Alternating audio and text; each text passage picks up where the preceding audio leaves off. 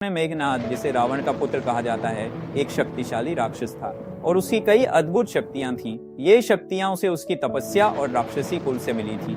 मेघनाद की पहली शक्ति इंद्रजाल। मेघनाद के पास इंद्रजाल नामक एक दिव्य शक्ति थी जिससे वह किसी भी युद्ध में अपने शत्रु को भ्रमित कर सकता था। वो अपनी जादुई शक्ति से युद्ध भूमि पर धुंध और अंधेरा बना देता था। दूसरी शक्ति नागपाश। मेघनाद के पास नागपाश नामक एक शक्ति थी जो किसी भी जीवित प्राणी को जकड़कर उसे शक्तिहीन बना देती थी।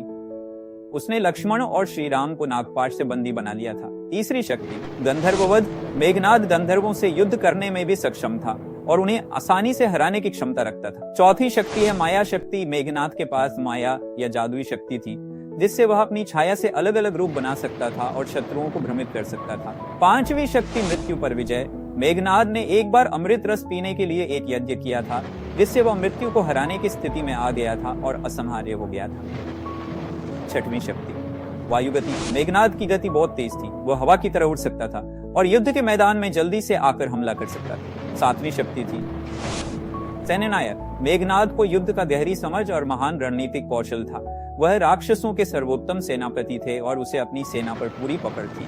आठवीं शक्ति है वरदान प्राप्त शक्ति। मेघनाद ने कई देवताओं से वरदान प्राप्त किए थे जिनसे उसे युद्ध में अपार शक्ति मिली थी। उसका यह वरदान उसे हर परिस्थिति में शक्तिशाली बनाता था। नौवीं शक्ति है ब्रह्मास्त्र। मेघनाद ने ब्रह्मास्त्र का उपयोग कई बार किया था। यह अत्यधिक शक्तिशाली अस्त्र था, किसी भी शत्रु को नष्ट करने की क्षमता रखता था। दसवीं शक्ति पाशुपतास्त्र। यह अस्त्र भगवान शिव से प्राप्त हुआ था जो दुश्मन के संहार के लिए अत्यधिक प्रभावशाली था। यूं तो मेघनाद की शक्तियां अपार थी और उसने इंद्रदेव को भी युद्ध में पराजित कर बंदी बना लिया था, जिस कारण से उसे इंद्रजीत के नाम से भी जाना जाता है। इन शक्तियों ने मेघनाद को रामायण के युद्ध में एक असाधारण शत्रु बना दिया था जो लक्ष्मण को भी घायल कर सकता था, परंतु लक्ष्मण जो स्वयं शेषनाग के अवतार थे, उन्हें कौन ही है जो पराजित कर सकता था। मेघनाद अपने अंतिम युद्ध के समय लक्ष्मण जी को पहचान गया था कि जिसके साथ वह युद्ध कर रहा है वो कोई साधारण मानव नहीं है, कोई अवतारी पुरुष ही है।